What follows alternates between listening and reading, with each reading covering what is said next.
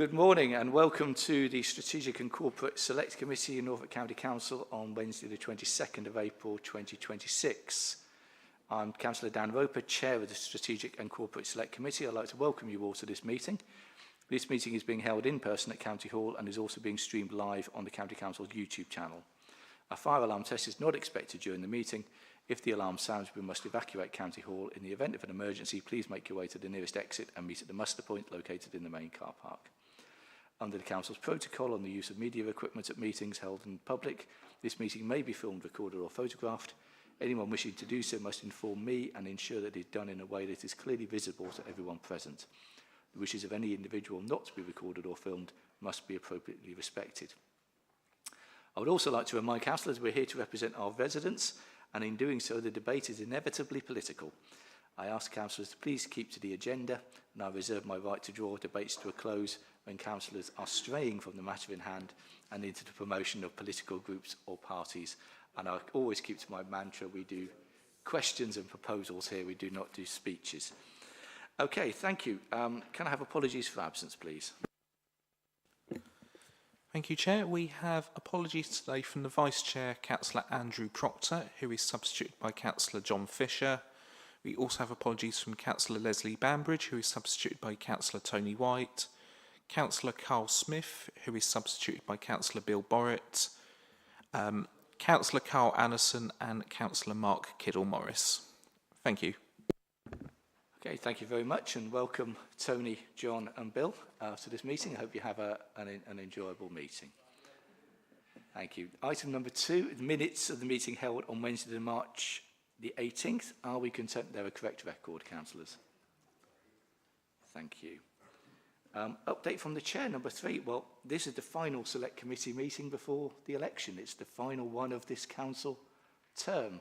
In fact, I think from the Police and Crime Panel, this is the last meeting of Norfolk County Council of this term. Audit, I do apologise. I was getting ahead of myself. This is certainly the last Select Committee, and I'd like to thank all members for their participation over the past 12 months and those who went on before, who were on scrutiny before that. You've made chairing committees very easy for me, and it's been a pleasure working with you all. In that spirit, we do not have our Vice Chair today. Would committee like a Vice Chair, or are they confident that I will manage to get through the whole meeting? You'll do your best. Thank you. I take that as I think that's as good as it gets. I'll put that on my leaflet, Tony. Tony White says, you'll do your best, Dan. We'll go with that. Thank you. Okay, item number 4, declarations of interest. Any declarations of interest, councillors? I see none. Number 5 is public question time. We have no public questions. And number 6, local member questions. We have no local member questions. Which brings us then to our main event, which is local government reorganisation update. We have reports from the Chief Executive. We have the leader present. Would you like to say a few words, leader? Thank you, Chairman. I think the announcement that was made by government was not what the County Council were hoping for, because it's not what we submitted. We have written to government to ask them to explain the thinking behind their decision so that we can better understand how this fits the criteria they set. They have also allocated some money for working towards the 3 unitary option, and I have had a couple of meetings now with the leaders of the district councils. We've also included deputies as well, so we're quite a wide-ranging group now. And we've agreed that we will stand up the joint committees as soon as possible in a shadow form, because we will need full council approval to allocate people to those committees. It's interesting to see that half of those members will be from the county council, and I think that's correct, because the biggest services, of course, are going to be social care, and it's important that we have experienced councillors on those committees to help guide the process moving forwards. There was some question about whether those members should be from those particular unitary areas. And that is desirable, but it might not be possible, especially in the Norwich area, for example. It may be that we don't have a councillor who has the experience who can sit on that committee. And so if that's the case, then each district or the county can put forward members and justify why they want that particular person on it. But whatever we put forward has to be ratified at full council. I will leave it at that point unless any of the officers want to comment. Thank you for that update, Chair. I mean, the action required from us today is to consider the recent correspondence and publications from government. I also see this as a last opportunity to leave a note, as it were, for the incoming council, so they don't have a blank page when they come into office. So I'm happy to look at any recommendations which committee might want to make to the next council or to the next executive for them to consider. With that in mind, just taking on board what the leader has said about the desire to set up the joint committees as soon as possible. I've spoken to the monitoring officer before the meeting and have asked that we have all arrangements in place with regard to the Constitution so that Council can appoint to those as soon as possible from the AGM onwards, and that also that the Council moves to participate in any voluntary arrangements before those committees are stood up. Are committee content that we take that as a recommendation from committee, or does anybody disagree? I don't think that would be particularly controversial. But Steve, I actually wanted to do more than just agree. I really want to thoroughly agree with that because I think this is the right thing. We may not agree across the council chamber, but I think what we all know is that there is a huge amount of work coming up here, and the sooner we get on with it, the better it's going to be for the councils, the councillors, and certainly the public and the services that we deliver. And the last thing we need is this hiatus that we've got during the election period turning into an extended break while we sort out the bits and pieces and all of the stuff in the background, which is really important, but ultimately doesn't make a difference. So if we can get on and do those and get it set out ready for the people who are coming in, who are going to have an awful lot on their plates and a lot to learn in the first place, then I think that's absolutely crucial. And I would more than just endorse that as a recommendation. I think we should champion it. thank you. I was hoping it wouldn't be controversial. Anybody else wish to speak to that proposal? I'm taking that as a seconding, Councillor Morphew. Are we content with that recommendation, which I don't think is controversial? Thank you. All right, let's move onwards to questions going wider than that. Had Councillor Price indicate? Thank you, Chair. I circulated a couple of questions. Well, I have 6 in total for today. We'll see how we get through them, and hopefully officers got sight of them. So, you know, I'm busy, so I only prepped them this morning. So, you know, there's a number of issues, and I think if we've now had the minded to letters, so this is our one opportunity as this council to kind of address the outcomes now. So. The first question I would like to ask is around sort of staff welfare, and you know, I've had informal conversations with staff at both the City Council and at the County Council. So this is my question, okay? I've had extensive informal conversations with staff at both the county and district levels who are in a state of deep anxiety. For those at Norfolk County Council who currently deliver county-wide services, there's zero clarity on which of the 3 new authorities will eventually be their employer, or if certain departments will be managed by a lead authority model. What urgent steps is the senior responsible officer taking, specifically in partnership with unions, to publish clear staff pathway and an expression of interest framework by the end of Q3 2026? We must address this immediately to prevent a catastrophic loss of our best people before 2028. And I would add that recruitment and retention, you know, I've seen it be very difficult at the district level, you know, and a lot of money has been spent on interims as well. So I think, you know, the fact that staff have informally raised their concerns about this, and I don't think staff have done anything wrong up until this point or anything like that, but I just really want to highlight the urgency of this one. Thank you. Thank you, Councillor Price. We'll take them one at a time. So, good morning. I think you're right. There are some staff who are concerned. I think equally it's quite mixed. There are some staff who see this as an opportunity. There are other staff who are saying, oh, actually, now's my time to retire. So I think it's very mixed across all the councils. But you're correct, there are some staff who are concerned.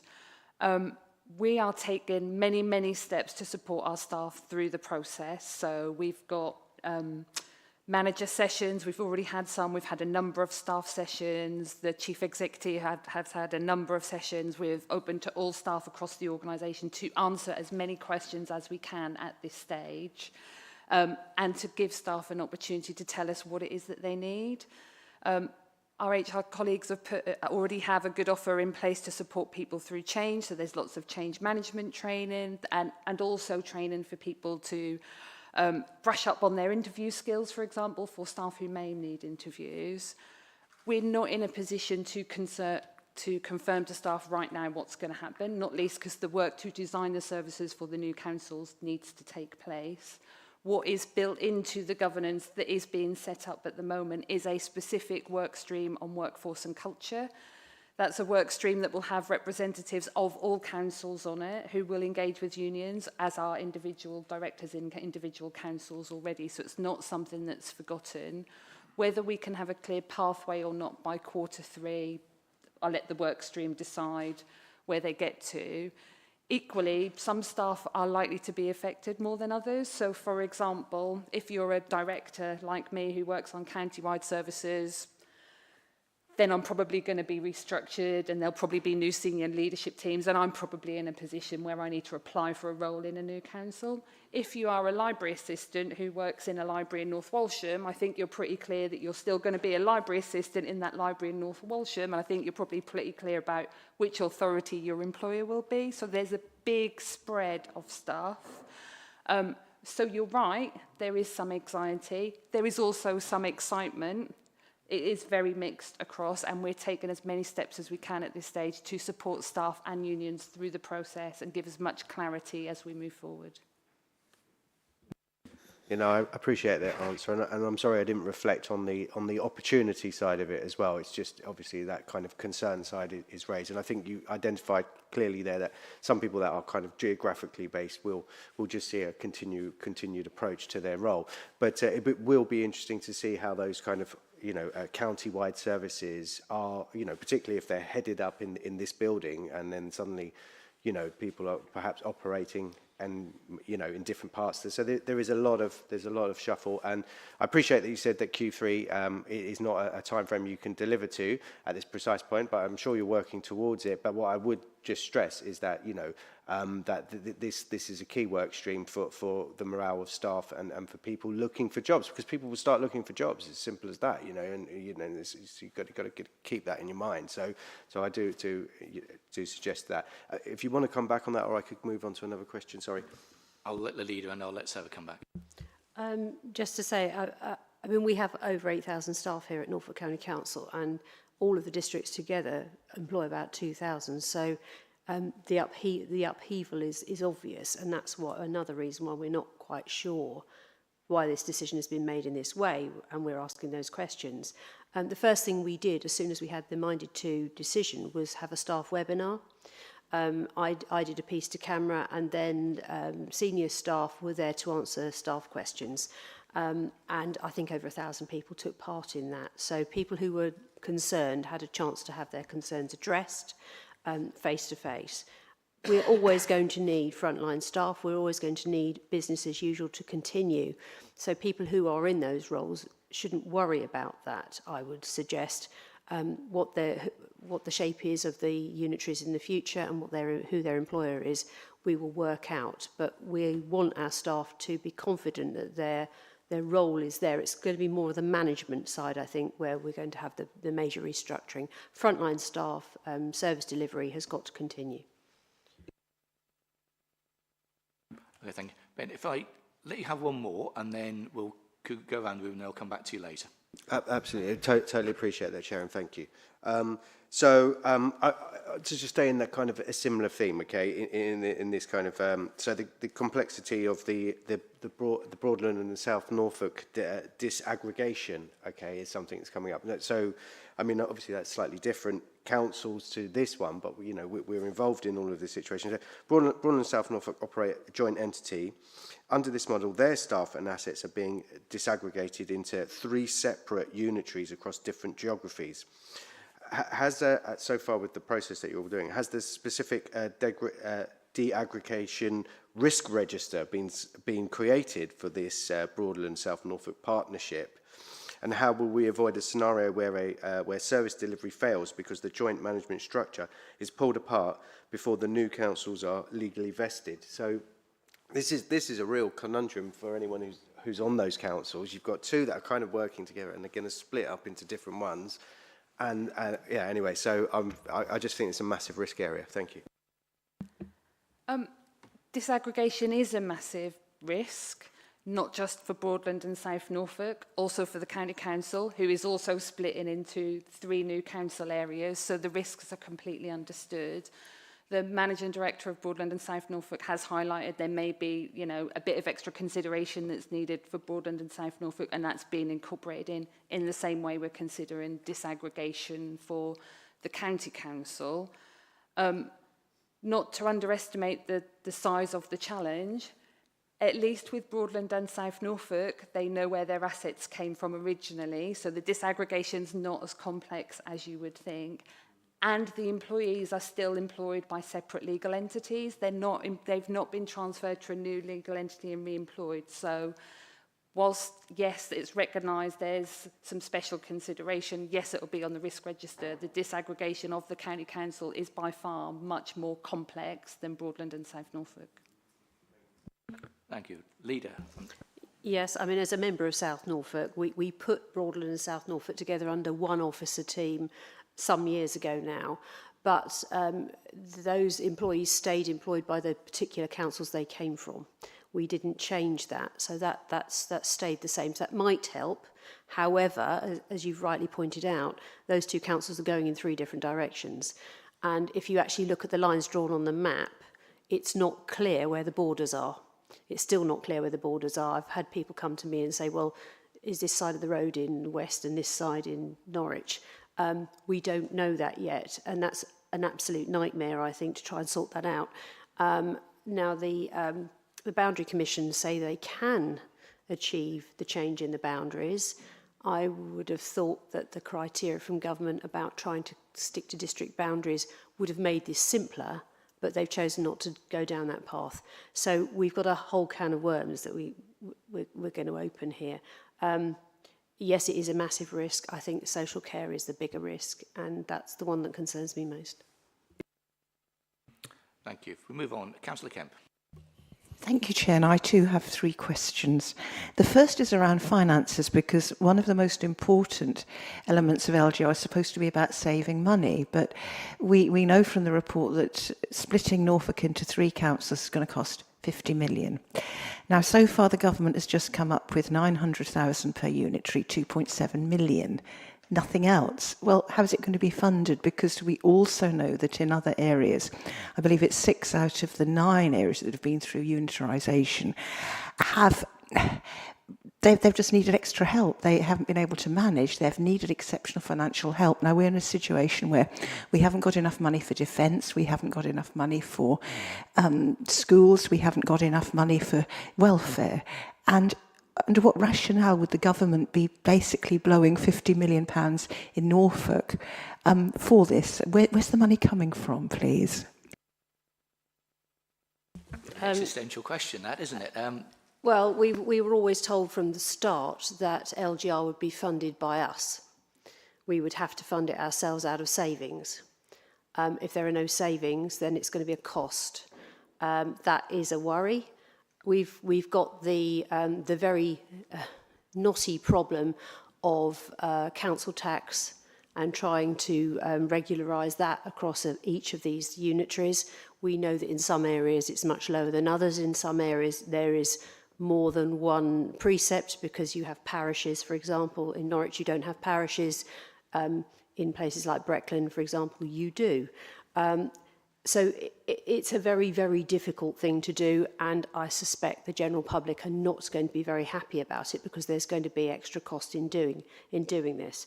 That's one reason why we have written to government and asked them to unpack their costings on this and their reasoning behind it. And we're working with the district councils, especially the ones that put forward, the 6 that put forward the 3 unitary option, to get under the bonnet of how they calculated how this is going to work. Now, where it's worked in other areas, where they have split areas up, there's been a horse trading of assets.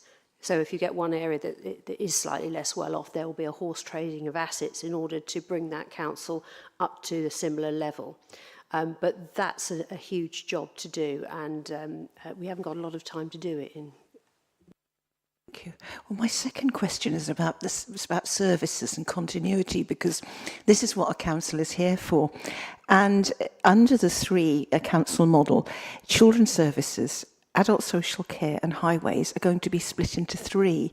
And the first question is, well, if they're each going to have executive directors and their own management teams, how is that going to save money? And the corollary is, how are we going to manage with the existing teams we've got, the small agile teams, for example, in children's services? We've got the foster care team, the in-care team, leaving care team, residential care team. It's difficult to get those skills and retain them in Norfolk. So how are we ever going to manage to replicate these things, these teams, and have three lots over the county?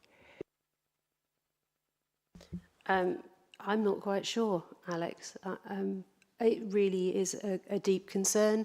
I suspect that for the interim period, things will continue as they are with some sort of shared service until the councils are established and decide what they want to do. But there are going to be political pressures as each council flexes its muscles and starts to work out what it wants to do next. Shared services generally in other places do fall apart after a number of years. But those specialist teams are something we really need to try and safeguard. But you're absolutely right. If we have to employ 3 directors of children's and 3 directors of adult social care, then it's going to be expensive, and that has to be factored in. Chair, my last question is around the sort of moratorium on spending, because there's going to be a structural changes order sometime this year, and then a Section 34 order whereby nobody will be able to spend, no council will be able to spend large amounts of money on contracts or on assets, even if it needs them. And some of the big projects like the West Winch Bypass or the West Lynn Ferry, we might be stuck. If things might come to a standstill literally in Norfolk, and how is this going to be managed? So some reassurance, at no point will there be any direction that says councils can't spend money. So what will happen is the government will issue a Section 54 direction that comes into effect when the shadow councils are established. What that essentially says is, can the predecessor councils, i.e. the existing councils, if you want to spend above these thresholds, could you please go to these shadow councils for consent before you do, because you are committing those new councils to this financial spend or debt or commitment to do that. That's happened in other areas. It's not been an issue in other areas, i.e. it hasn't stopped services being run. Its intention is to not have existing councils commit themselves to a big lot of investment that a new council has a separate priority for and wouldn't have made that investment. But it won't stop decisions on service delivery from happening. Thank you. One quick point, Chair, is with the new councils, they're actually going to be bigger. So what happens if something that's, say, important in Kings Lynn isn't very important to people in Dereham or South Norfolk, and our infrastructure projects go down the pan? Have you represented to the government that with an area of 1,000 square miles, which the Western Unitary will be, this could be sclerotic, it could destroy growth? It's a huge risk, isn't it? I don't think it's wrong to say it's a huge risk. These were all the risks the County Council highlighted in the proposal that we put to government and in our detailed risk assessment and options appraisal. However, the government have read everything that we have sent to them. They have come to a decision. We now need to take account of those risks as we move forward, and that's what we'll do. Thank you. I'm going to go to Councillor Bowett. Thank you, Mr. Chairman. I just wanted to pick up a couple of things that picked up earlier. And, you know, the members have raised the really important issues of staff. And I think that it is fair, but what I would like to say is that all of the services currently delivered by the councils as they're currently constituted will be required by the people of Norfolk by the new councils.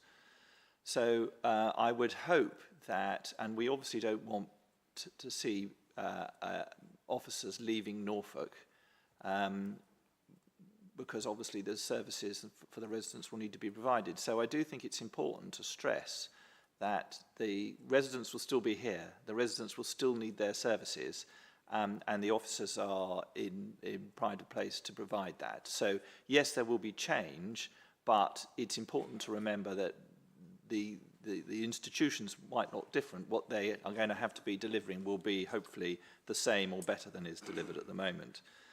I also wanted to pick up the decision, the point, we are where we are, and I think that the government, in deciding to reorganise Norfolk in this way, has been, I can't think of it, extremely arrogant. And I was trying to moderate my opinions because of the pre-election period, but I do think it's been extremely arrogant. And as been highlighted by members and the officers here, it is going to be very expensive to do, and there isn't the necessary money coming from government to support what it is that they've charged. So the costs of this will fall to, ultimately, to the council taxpayer. And the amount of money that's been offered, I think it's 900,000 per council, is in no way indicative of what the costs were going to be if we look at what it's cost elsewhere in the country to deliver this. And I think that it is a scandal that is being expected, and that the government have decided this. I have to say, like the leader, I am a twin hatter. I sit on Breckland Council, and the councillors at Breckland voted for the status quo, and that the services delivered at scale by the county, supported by more local services delivered by the districts underneath, was a very efficient and excellent model, which is now being thrown out. And I think that people will rue the day that something that had worked so well was thrown away. And the final thing is, we can make recommendations, but we aren't the members of the new councils, and the decisions that will be taken will be the responsibility of the people who are elected next May. But I do think, as the chairman said, and I do support him, it would be beholden on us to leave some recommendations for the new councillors, whoever they may be, because I think there's a lot of experience sitting here in this room and in the council existing, which may not be there in a year's time. So I think any guidance we could, so I do support that. I accept the papers that we've received this morning, and I suppose it is a question, as my opening remarks is, we are where we are, and I think that if we can give the new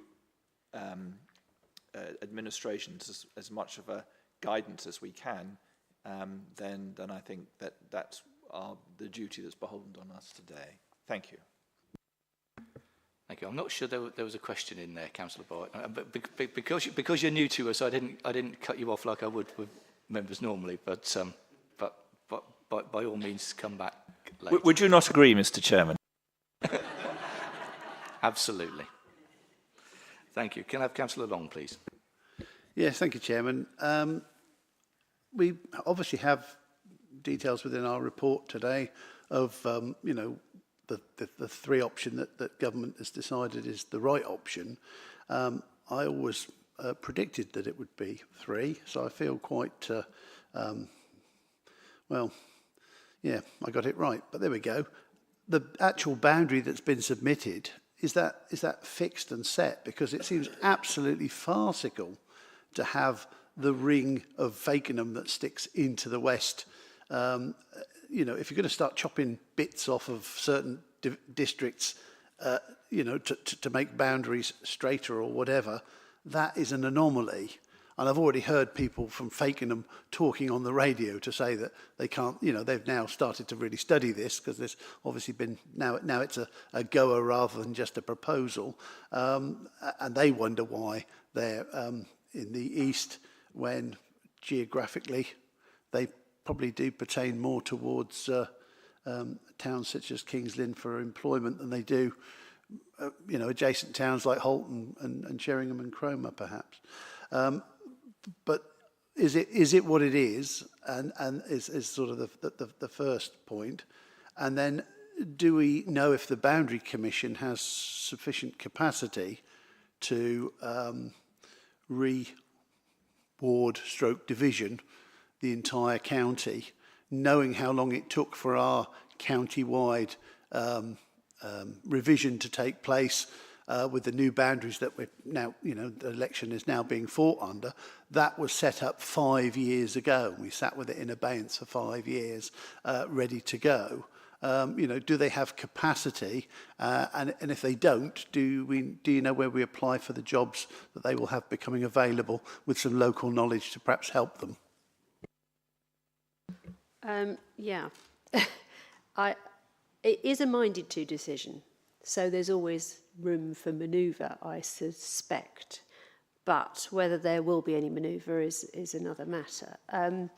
It does seem a bit strange that the government were talking about coastal communities, and you've got Wells next to the sea in the same unitary as Diss, which is right in the middle of, of the landmass. We have asked the question about the Boundary Commission, and we are told that they have got the capacity. However, I think history might tell us that that might not be exactly the case when they're not just reorganising Norfolk, they're reorganising Suffolk, Hampshire, Essex, Sussex, and so it goes on. And then there's more in the pipeline, no doubt. There is some confusion on, for example, wards and numbers and boundaries. I don't know the answer to that. I think they're asking for us to tell them what numbers that we think we should see in each authority and where those boundaries should be. But it's going to be a massive job. There's absolutely no doubt about it. Have you got any more, Sarah? Just a couple of points. So on the boundary, to take the Secretary of State's letter at face value, it says, has accepted the proposal as submitted to him. Whether or not that can change is probably a question for MHCLG rather than us. But if the Secretary of State was to alter his decision, i.e. alter the boundary, I'd expect there to be another letter and a change to that. I think it's probably unlikely. The Boundary Commission, they won't actually come and do a review until after councils have been vested. So Boundary Commission reviews happen to legal entities that exist. So what will happen is the government have asked for proposed interim warding arrangements. That's one of the things they ask for in the letter that was to chief executives. We will provide information on interim warding arrangements. The Secretary of State will make a decision. They, I'm sure, no doubt, will ask the Boundary Commission to look over things, but that's the Secretary of State's decision as to what he wants to propose in the structural changes order. Councils there'll be an election on those divisions as set out in the structural changes order. The Boundary Commission will come and do reviews of new councils post-vesting day, ready for your second election. So that will be the 2032 election, because the term of this office will be 5 years, not 4. Thank you. Piggybacking on to Councillor Lon's question, it's clear that some information is required by the 29th of May, which is very short order, particularly for this council, and that includes warding arrangements. It's kind of implied that within the group of 6 district councils that there was some data around warding arrangements that's underneath their submission. How much information has come to light so far on what discussions are being had? Because it certainly strikes me that transparency is always a good thing on these, and because local knowledge is always a good thing to feed in. So I'm just wondering where we were at on that. It's interesting you should ask that question, because we didn't know the actual detail of that submission, but in the Norfolk Leaders Group we've asked for it, and the 6 districts have agreed to share it. So that is now coming forth, but it's very late in the day, you're absolutely right, because the government wants some answers on this. And there's a major scrabbling about now looking at the 6 districts submission to see whether it will actually work, and there are some areas where we can probably have a negotiation on that. I think normally when this happens, you see a county division, and you put 2 people in a county division, and the divisions then make up the new unitary areas, but that's not what's being proposed. It is being proposed in some unitaries, not in all. So I know some have got their own ideas and they've gone off on their own adventure. But yes, you're right, we've got a lot of work to do, and we've asked districts to be completely transparent with us where that hasn't happened up until now for obvious reasons, because we were not all on the same page. We've now asked there must be absolute transparency so that we can work together, otherwise it's never going to get sorted out. Thank you. Just to, again, piggybacking on from what the leader has said there, and in terms of recommendation from the committee, can we express our support for the leader on that in actually asking the districts for that maximum transparency? I appreciate that's been done at the Norfolk Leaders meeting, but that isn't a formal decision-making body. This isn't a formal decision-making body, but it is a committee of this council. So are we content, councillor, that we're asking for as much transparency as possible from the districts on that warding arrangement so that there can be local input? I've got lots of people waving at me. I've got Councillor Morphew, Councillor Price, Councillor Kemp, who wants to go first. I'd like just to say yes, but can we make sure that that's transparency from all parties, not just the districts? Because I'm reasonably confident that the districts will have some beef, whether or not it's genuine or ill-founded, against the county. So I think it's very important that we make sure that everybody is as transparent as possible. Can I just say, I don't really understand that, because the 3 unitaries has been selected by the Secretary of State, and it's the 3 unitary model that we need to look at.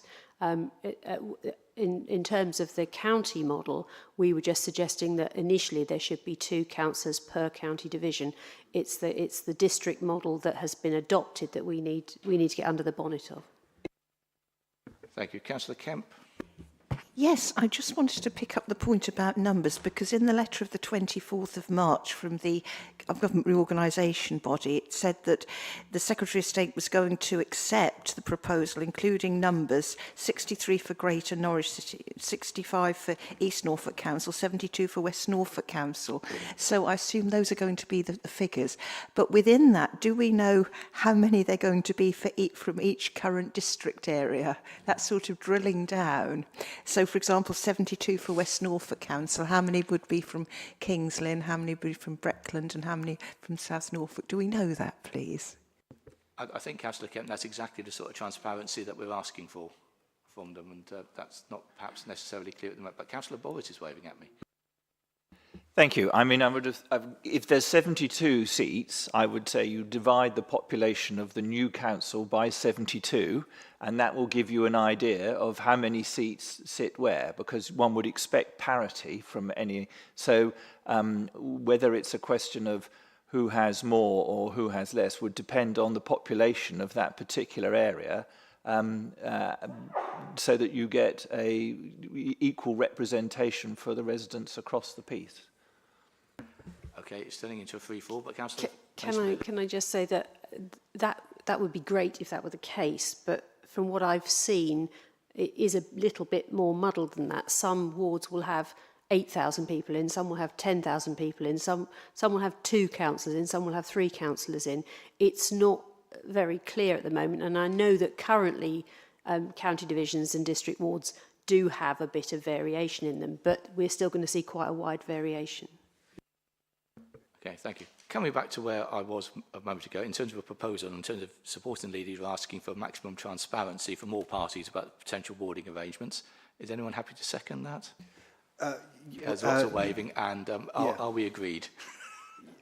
We're agreed. Okay, we'll box that one off. I'll go to you, Councillor Price. Well, yes, Chair, I just wanted to kind of add to that point in the respect that we want to see that transparency, but we want that to be presented to this committee in its form, in its next agenda with this particular standing item, so that this committee, not only is it shared with leadership, but it actually comes to the committee chair. Thank you. The committee officers has noted that, and that will be one for the future work programme. On that. Right, as far as my list goes, we were on Councillor Long, weren't we? Did you have another question, Councillor Long? No, not at the moment, Chair. Thank you. In which case, then, I've got Councillor Fisher. Thank you, Chairman. I'll just start by saying how I'm really pleased after 30 odd years in politics we finally got to a unitary decision, because I've always believed that that's the way of successful and efficient local government. I'm not necessarily so satisfied with what we're now looking at, because my concern is the segregation of the major expense departments like children's services, adult services, and obviously my knowledge of adult services, children's services. Sorry, I am concerned at how we're going to split that into three by 2028. So I don't know whether when we're looking at the implementation teams, I assume they will have input from sections of children's services and sections of adult services. Will the executive directors be invited to be part of those implementation teams? That's my first question. Yes. Back to you, Councillor Fisher. Thank you. I was going to ask something about ward divisions, but that's already been covered. Just going back to the split that's been proposed of three councils. Is there? I mean, are we looking, or are we having any discussion, which will presumably be with other existing chief execs? Are we having any discussion as to whether there may be an opportunity to create a single children's services and adult services section across all of Norfolk, which would be separate, obviously, to what's being proposed, but might be, in my opinion, an easier way of providing a continuation of what is currently a good service?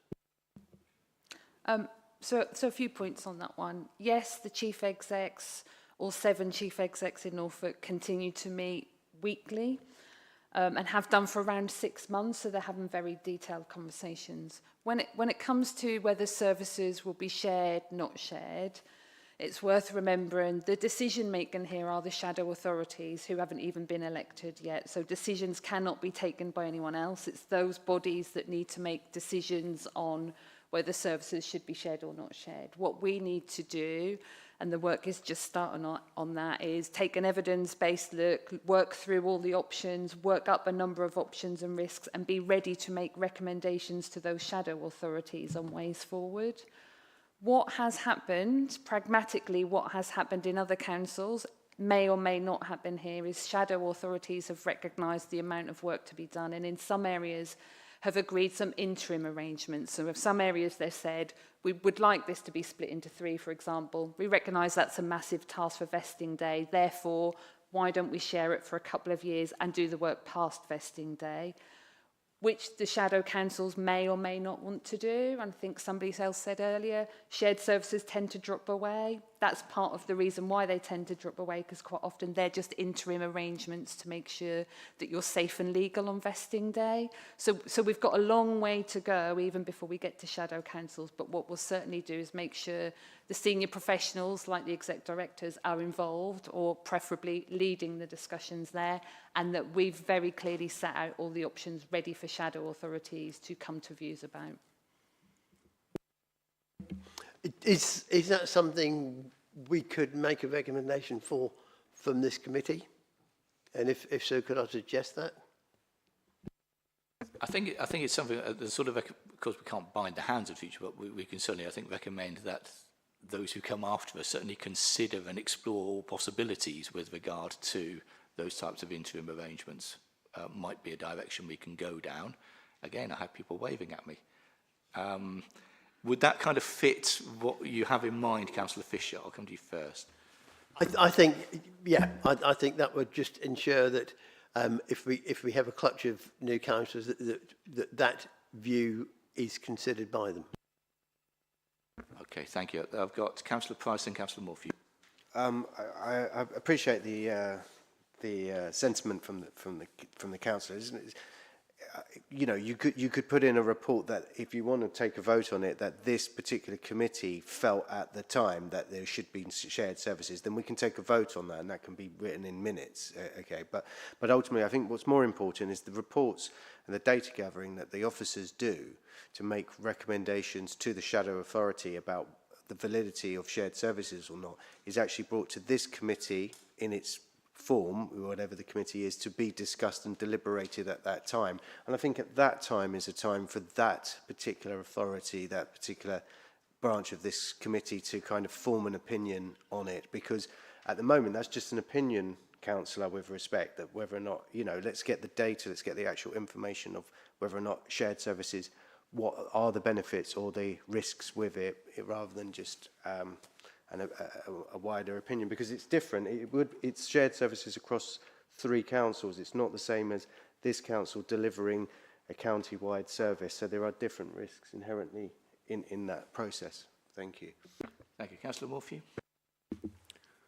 Thank you. I'm happy with the idea that we note that there are those kind of options here, but I think, first of all, to Councillor Price's comment, it's not going to be for this committee or this council to make those decisions. It will actually be for the shadow committees and whatever scrutiny arrangements come into place with them that will be making those decisions based on those options. And to Councillor Fisher's point, actually there is no reason to say that there can be interim partnership or shared arrangements. That's a given. And if it's not understood by a number of people, and there does seem to be quite a lot of catastrophizing around all of this lot, there isn't a cliff edge. There is a vesting day, there is an election day, but that doesn't mean to say that everything can and has to happen and the changes have to happen on that day.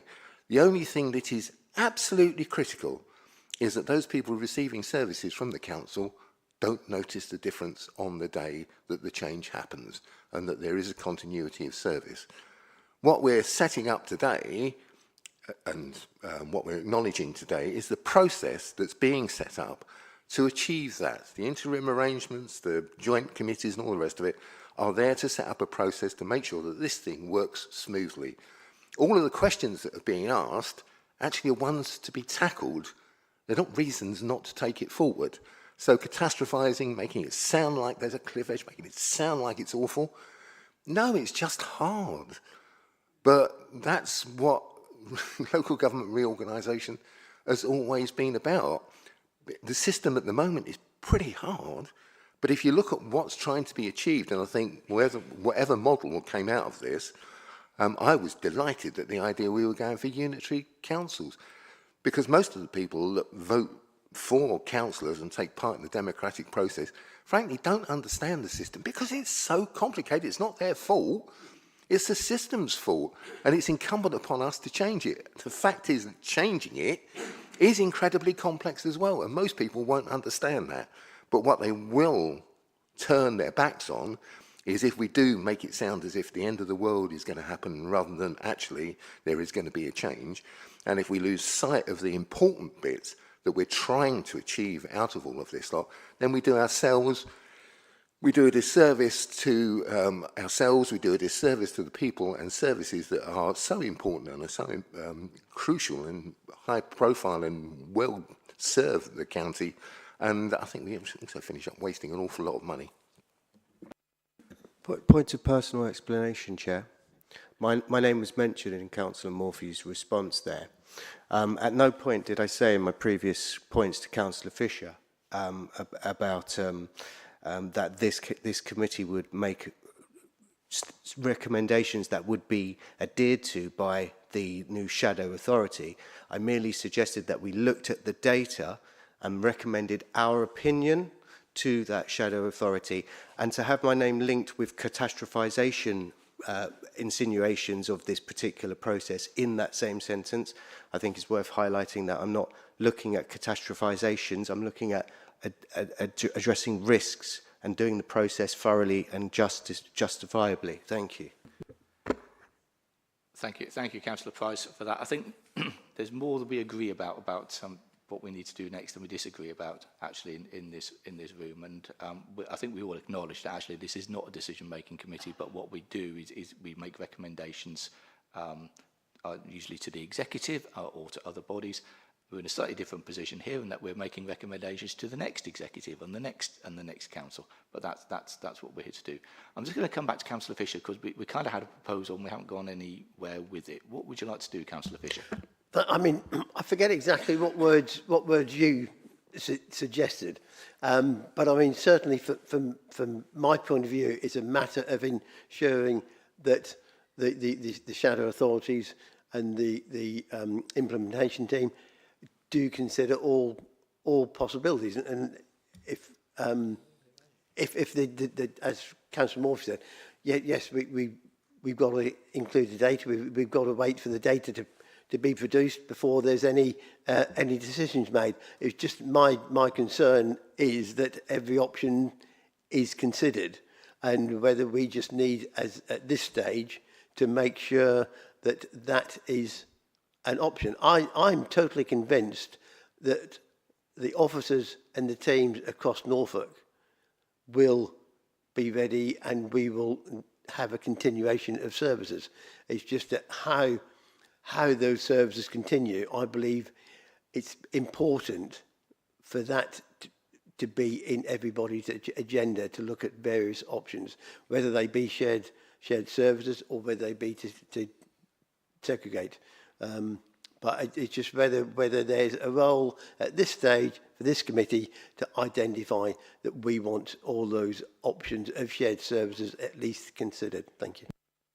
Thank you. To paraphrase, I think where you're coming from, Councillor Fisher, what you're asking the committee to do is make a recommendation to the next executive and the next council that it considers all options available to ensure the continuity of services, and that includes the possibility of shared services or different models, which is probably what we would do anyway. I'm happy to, because I phrased it, I'm happy to second that from the chair. Are we all agreed, councillors? I see nods, and that's absolutely fine. Okay, thank you. Now, I think Councillor Morphew, you were next on the list. Thank you. I did actually manage to cover most of the points that, I mean, this is probably going to be my last ever council meeting, so I hope you indulge me slightly. What I wanted to do was, okay, very slightly. What I wanted to do was to see whether or not you can remember back to 2010, because Lord Fuller made a speech in Parliament recently where he referred to Judge Ousley's decision in the judicial review and referred to some of the criteria that were there. I was just wondering whether or not you can remember back to the decision that was made at the time by the leader of the City Council, me, not to appeal that decision. And the reason why that decision was taken not to appeal it was because there was a new government in place recently elected in May. It was the Conservative Lib Dem coalition who had said that they were going to basically overturn the decision to go to allow Norwich to become a unitary council at the time. And I hope you bear that as a badge of shame forever, frankly, as Lib Dems. But the important bit to remember was that there was a government in place that was committed to make something happen. No spending expensive lawyers' fees on trying to overturn a decision that was made in the High Court, in the Appeal Court.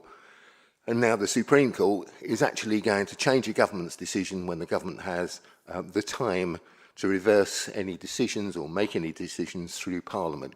And I just wanted to try and make sure that locally, at least, that context was put into place, because Lord Fuller seems to have taken somehow or another his interpretation of what happened in 2010 in a very narrow context. And I think he needs to just kind of open it out a little bit to give the full picture. Do you remember that? Consider yourself indulged, Councillor Morphew.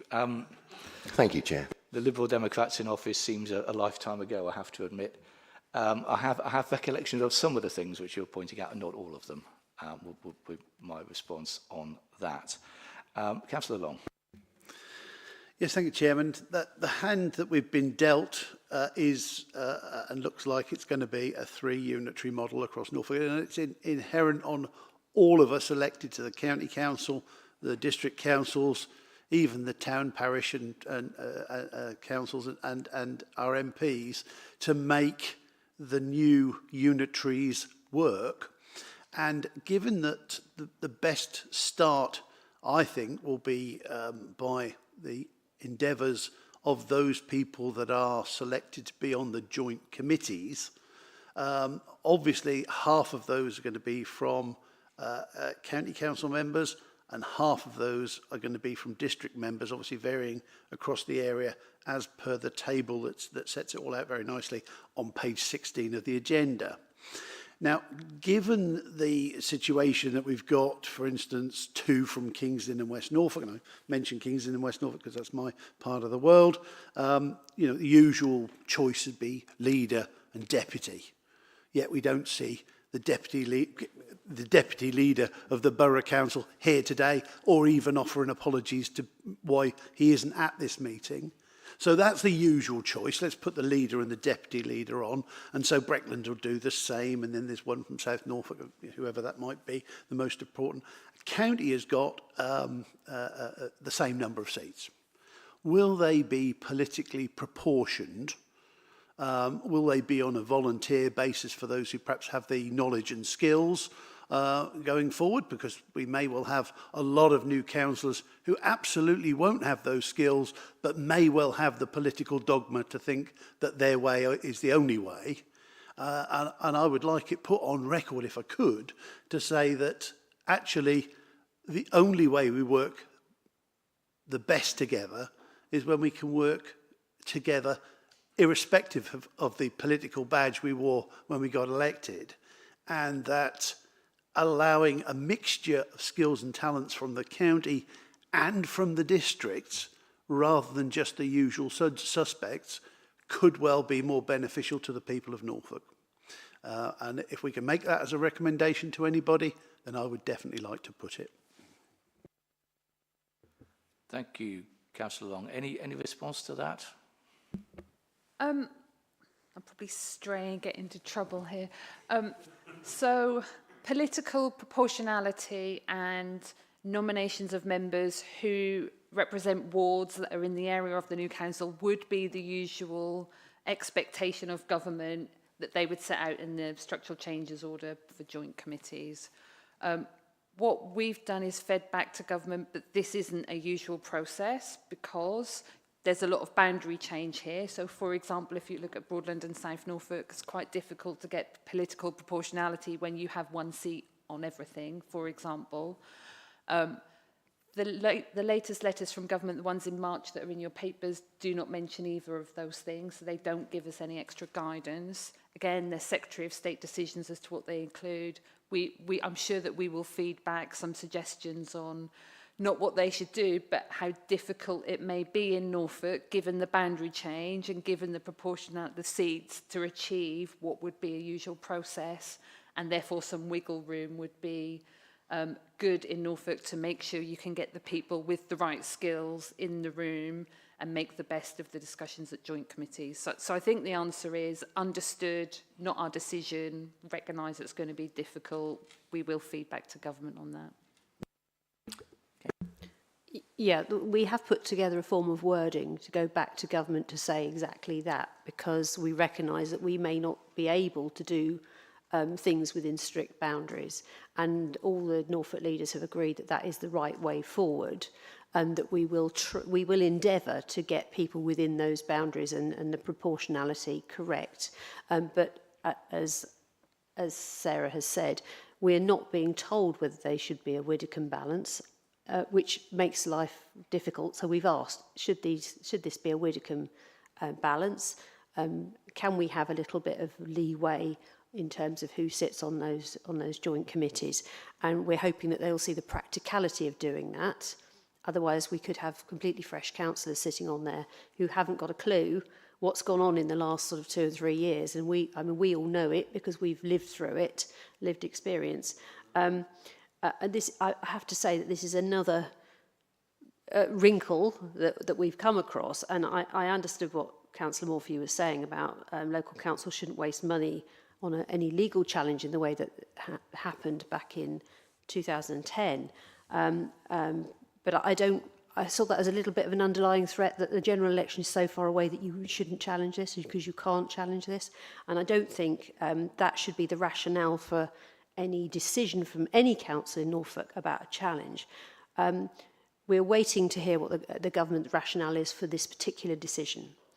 If that comes across as an irrational decision, then it might be irresponsible for councils in Norfolk not to challenge that if they feel that that's the case, because this is going to be very expensive for taxpayers.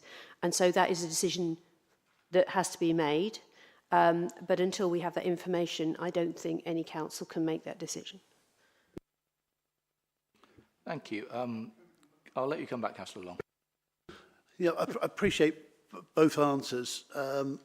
I mean, the potential for saying that this isn't right and you know, we'll start legal proceedings or whatever to try and prove that government has got it wrong. I mean, government has had it wrong all the way along. In my opinion, they shouldn't have been changing us in this way with this time frame and other time frames of other government changes that have been proposed have already been kicked down the road. For instance, the combined mayoral elections. So it's not without precedent that the current government would make changes to its direction.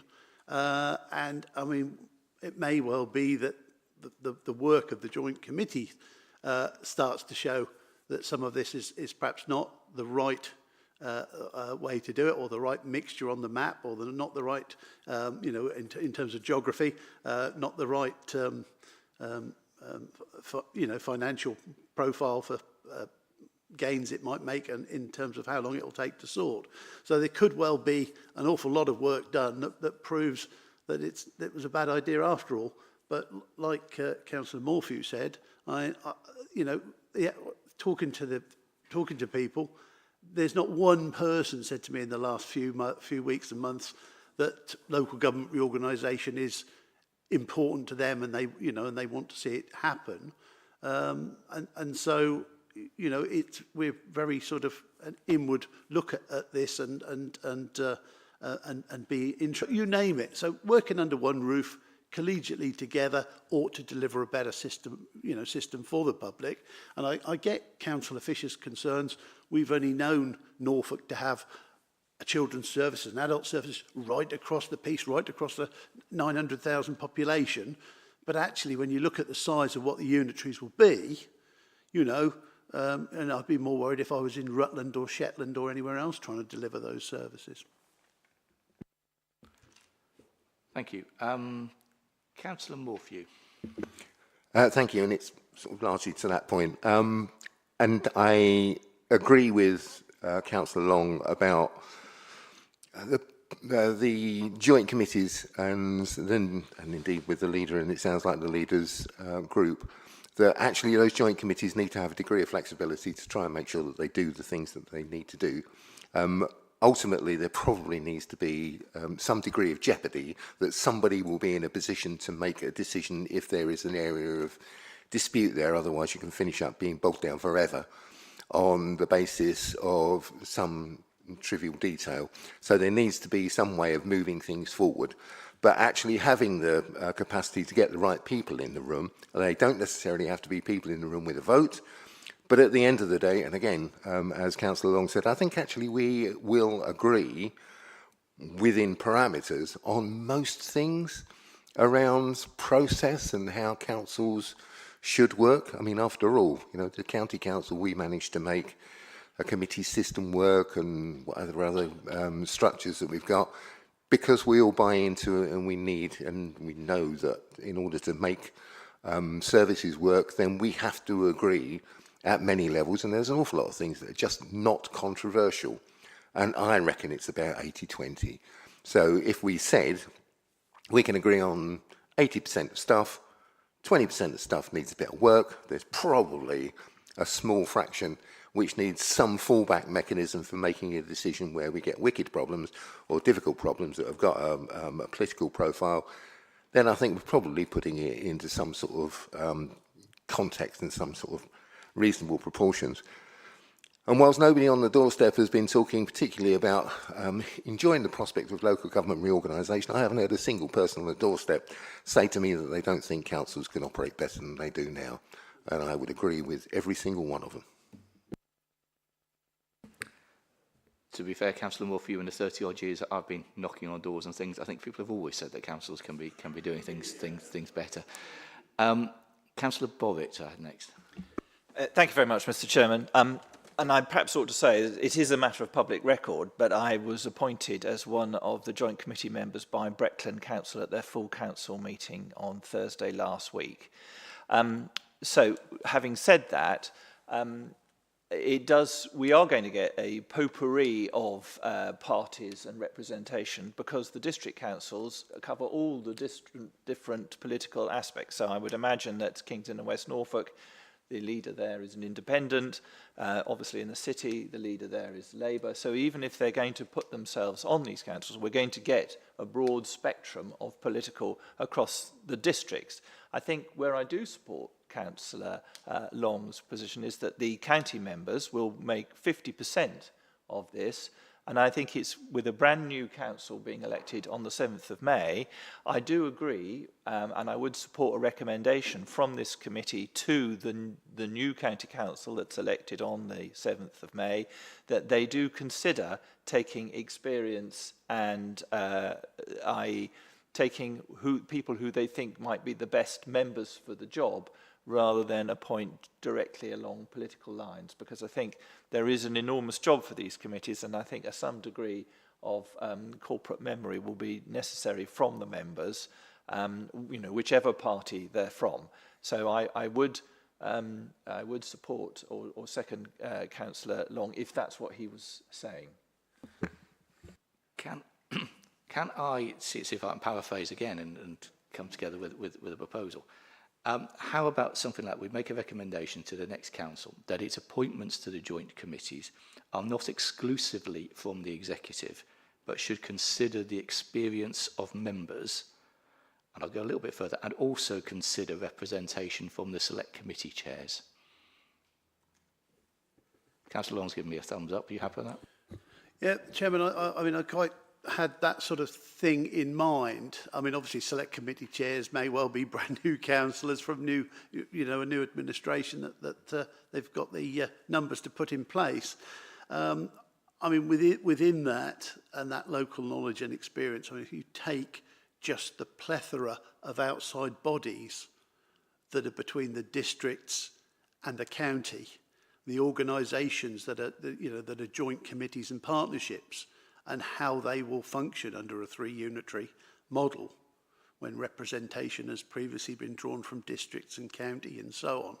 You know, all of that needs to be sorted so that the incoming shadow councillors of the new unitaries can hit the ground running, knowing that on vesting day, this is how many people we've got to send to the Norfolk Coast Partnership, Washer Norfolk Marine Partnership, all the different IDBs across the county. They are mandated to have council representation because we pay a huge contribution towards their running costs. And that cost now will be borne by the different unitaries. But those boards are obviously considering, they will need members that are normally drawn from the multitude of district councillors in the localities in which they're based. And actually those new unitary councillors will have a real pull on their time because they will be doing the job of more numerous amounts of district councillors. The flip side of that, there are things that the county council has involvement with that the districts don't have involvement with outside bodies and so on, that again will need some thought about. And it almost leads to the fact that you'll be having a joint committee doing the bread and butter of getting the basic services out and about and running. But you can't ignore all those outside bodies because they've got mandatory jobs to do, spending huge amounts of public money. Thank you, Councillor Long. I think the difference I would draw is that actually the outside body appointments, that's business as usual work, which continues, whereas the joint committees is something specific to LGR, and that's why I made that particular distinction. Councillor Price. Thank you, Chair. I've got a comment on your recommendation. I've got comments on some of the things I've said, and I've got a couple of questions. So to go back to your, you put forward a proposal there about having experience and not exclusively from the executive. And I would add that you need to have some kind of sort of political balance on it, some political representation. So because there are a number of parties, so I think that that is the third criteria that we should be making within that recommendation, okay? Because you could end up with a couple of the smaller parties, whatever those parties are, not represented at all potentially if they don't have experienced members, okay? So I would suggest that that has changed in that respect. Then I have comments and I have questions. Thank you. Okay, I'll come back to you, Councillor Price. Of course, it will all depend on what is in the structural change order, which will give us some clear instructions. Leader. Can I just add into that geography needs to be taken into account, because if we know what the district members are going to be, then we can fill the gaps to a certain extent as well, perhaps, because we will have more to choose from. So geography's got to be important. You can't have everybody from one place. I'll go back to it. Okay, our recommendation to the next council is that in its appointment to the joint committees, these are not drawn exclusively from the executive, but should consider the experience of all members. So I didn't catch that, Councillor Long. And the geography of Norfolk, and also consider representation from select committee chairs. It's leaving it loose. But what we're basically saying is that if a whole new executive comes in, we don't think it should be picking exclusively from that executive. They should be thinking about geography and you should be thinking about experience. Councillor Bowitt. Yes, I would support it without that last and select committee chairs, because I think that just muddles it, because I think that the rest of it is quite clear. But if that was the recommendation, I'd be happy to second it. I'll happily take the select committee chairs bit off then. So appointments to the new joint committees, not exclusively from the executive, but should consider the experience of all members and the geography of Norfolk. Happy to second, Councillor Bowitt. Are we all in favour, councillors? Right, thank you. Can I have on record I'm not in favour? Thank you. You're not in favour. Thank you. Thank you, Councillor Price. Okay, we'll do it properly then. All those in favour? Thank you. Any votes against? Do you want your vote recorded against, Councillor Price? And record Councillor Price's vote against. Thank you. That's absolutely fine. Right. Let's move on from that, and I'm going to come back to you, Councillor Price, because you've been very patient, because you had more questions and you've not had the chance to ask them. Okay, well, thank you. I just want to pick up on comments from the leader and from Councillor Morphew in respect of, you know, we've kind of been here before. I was elected in 2012. I've been a councillor for 14 years, and so I missed Norwich do this the first time, and you know, I have no love for the austerity-inducing, Liberal Democrats and Conservative government that we saw happen. But at the same time, you know, what we saw, you know, and it's recorded in Parliament, you know, that when Norwich went for this unitary in the past, it failed the tests. It failed the value for money test in the past.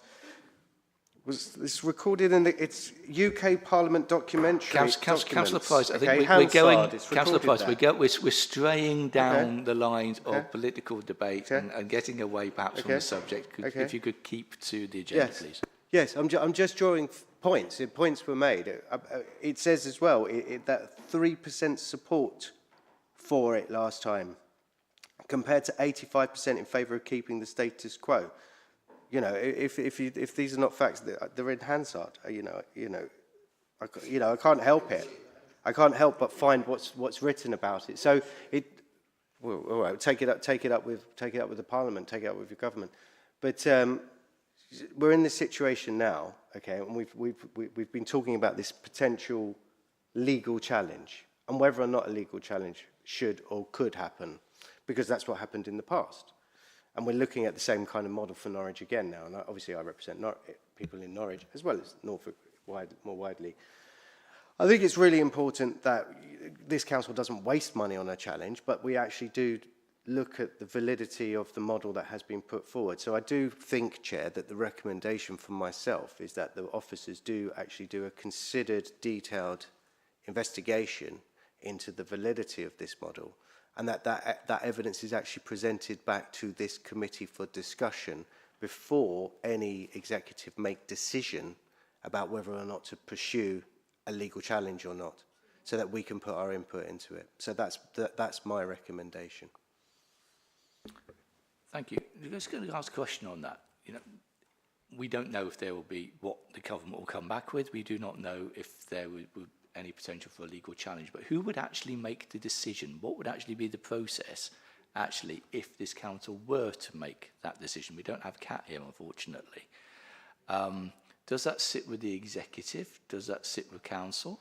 And within the timescale we're in at the moment, I would imagine it can't be this executive and this council. It would have to be the next one. Sarah? I'm not Kat, but I'll give it a go. In starting any legal challenge, you'd be incurring some expenditure. The council probably starts all sorts of legal challenges for operational reasons all the time, with officers making those decisions. So it's probably fundamentally an officer decision to take. I can't believe the chief exec would want to make a decision of that nature without at least a discussion with the executive around it. Kat can give you a better answer, but I would say it would be an officer decision. What's the leader's understanding? I think at the moment we're in a fact-finding exercise, which is what we should be doing, is to say, we note your minded to decision, can you please give us the information behind why you made that decision? And then that can come back and we can have another look at it.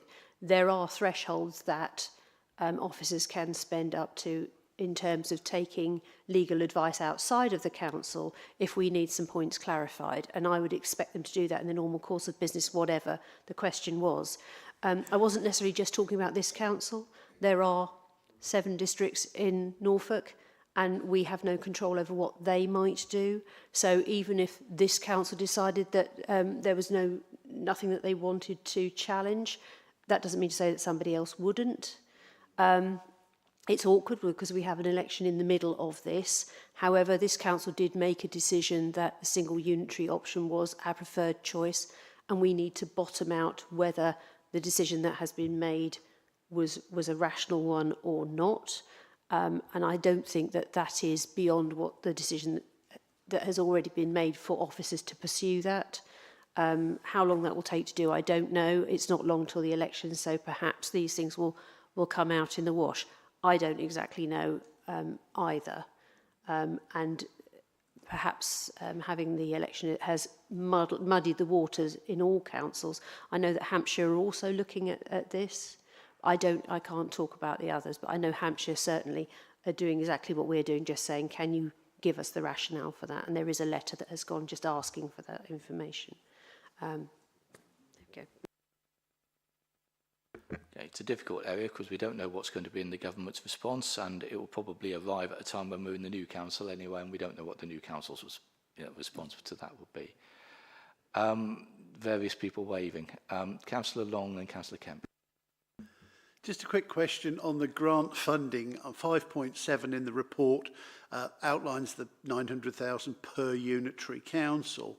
It said this will be paid directly to the councils that the deputy SROs are currently employed in, unless we agree another local arrangement, e.g. a central hold.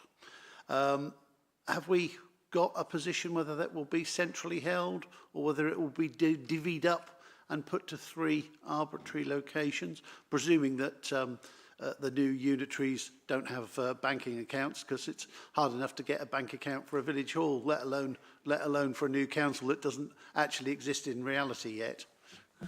Yeah, that's an easy one to answer. The SRO is Tom McCabe, and we have been holding funds from government centrally anyway, and we have agreed as a group that it would be sensible for those funds to be held here at Norfolk County Council.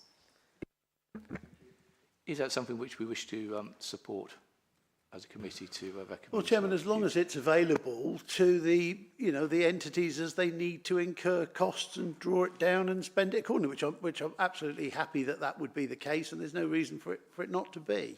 So. That sounds absolutely fine to me. Okay, next, Councillor Kemp. Thank you, Chair.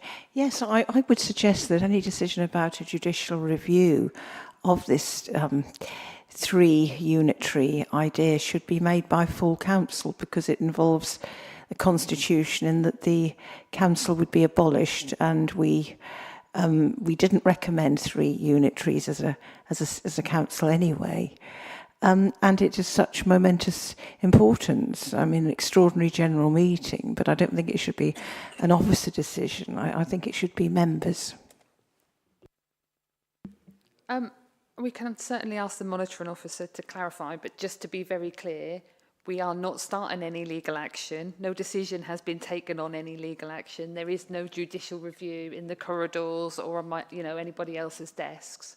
All we have done at this stage is ask the Secretary of State, given that the letter that he sent telling us his decision didn't include much information on how he reached his decision, we've asked him to just help us to understand the things that were taken into account. That's where we are. Chair, just to follow up by way of personal explanation, I'm actually in favour of judicial review. I'm against this. I think it's a terrible waste of public money and time and should be stopped. Thank you for that personal explanation, Councillor Kemp. I think, okay, as a committee, shall we ask the monitoring officer outside of this meeting to provide an explanation to members as to where the decision-making would lie if this council or the future council were to look to go down a legal route to challenge this decision by the government? And then that will be there inviting, it will be there inviting for us, it will be there inviting for those who follow us as well. Are we content with that? Absolutely, thank you. All right, back to you, Councillor Price. No, thank you, Chair. I'm glad we're really kind of getting into the detail of all of this. We talked about the finances earlier. There's been many points. Obviously, it's 900,000. So through my research, I saw that some councils was between sort of 13 and 18 million was some of the costs incurred in doing these kind of restructures. Okay, and obviously we were quite a large council, but for the smaller districts, these costs could be quite prohibitive for their bottom line, and so I guess it's a sort of a bit of a wider question of how are we kind of assessing the kind of the risk exposure to the districts in terms of the restructuring costs. And then it's the kind of moral question of is it fair to kind of burden these new councils, these new created councils, with these levels of debts? And have you got any kind of figures on the actual process yourself of what it will cost here in Norfolk? I mean, at the moment, as I say, it's in other areas, it's sort of between 13 and 18 million. That's a lot of money. So in the proposals that were submitted to government, all of the proposals included assessments of what we thought costs would be, what we thought savings would be. And I think we've talked here before about there being a transition cost, there'll be savings. They won't come at the same time because one has to come before the other, so therefore there's a gap. Based on the estimates we did of these three unitary council, which may or may not turn out to be accurate, the one-off cost was much higher than 18 million.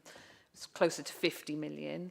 But that does depend on decisions that are taken and the steps taken between now and vesting day. It depends on decisions on interim arrangements, on things that may be shared in the longer term or not. It depends on new organisational structure. So there's lots of things that can influence that. I won't comment on the burden because that's probably too political for me. All I'll say is we explained all of this in our proposal and our options appraisal. We explained all this to the Secretary of State and the MHCLG team. They have told us they have considered everything that was submitted to them and come to their decision, and their letter says that they're satisfied that the new councils will be financially sustainable.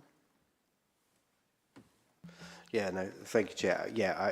I remember all our documents and stuff. 50 million, it did kind of just sideswipe me when you said it there. That's a lot of money for a reorganisation. Will it actually deliver for the people? It'll be interesting. I don't want to put words in the leader's mouth, and so I'll give the leader absolute opportunity to come back. But I know she sits on South Norfolk Council. I also know that Councillor Elmer has been one of the most vocal kind of critics of the 3 model. And when the leader was saying, well, you know, that we're not got a challenge, and maybe, there's a possibility that challenges could come from elsewhere. I'm not insinuating anything, but my ADHD brain goes, well, that's what Daniel's going to go and do at South Norfolk. So I just had to, because I can't contain it within myself, I had to say it. But please feel to rebuke that in any way, shape or form. But that's what I'm going to see happening, I reckon. We'll see. I'll get my bets on down at Betfred on that one next week. But just to go back to the question. So look, you know, so do come back on that, leader, in a second, yeah. But you know, population deficit, right, and legal risk, right. So all 3 new councils fall below the 500,000 population benchmark. So while these smaller unitaries in the UK, there are smaller ones around about 300,000. Okay, this, I think, is a big area for kind of legal challenge. I think this is one of the biggest kind of weaknesses of the three model, that we're sitting at nearly sort of half the size of the desired amount. So I just wondered if officers from this council have any comment about the legitimacy of the actual population sizes that have been, laid out by the government in its Minded To decision. Sorry to ramble on a bit. The government set the 500,000 limit as a threshold. They were very clear shortly after that, and then throughout the process, that was a threshold and a guidance level, and populations could be above or below that level. I think everything from an officer point of view was set out either in our proposal, our consultation response, the options appraisal, all of the big documents that have already been published and came through here on their routes to approval. So no, I don't have any comment on population size. I think that the way the government set it out, they started off with the 500,000 as being, the optimum size, there or thereabouts. They did say that they would accept lower numbers in exceptional circumstances or extraordinary circumstances. I can't remember the exact wording. Now, I read that to be something like, if you're the Isle of Wight and you are surrounded by the sea, and you need to be on your own, then perhaps that is an exceptional circumstance. I'm not convinced that carving Norfolk up into 3 with the slightly strange boundaries that we're seeing is an exceptional circumstance. So yes, there is a potential, I would suggest, for challenge. However, you know how these things are. It tends to be a KC, a barrister, will look at it and say, what did they say? Have they strayed outside that? What are the consequences of this? And that is a legal brain that needs to get their head around that.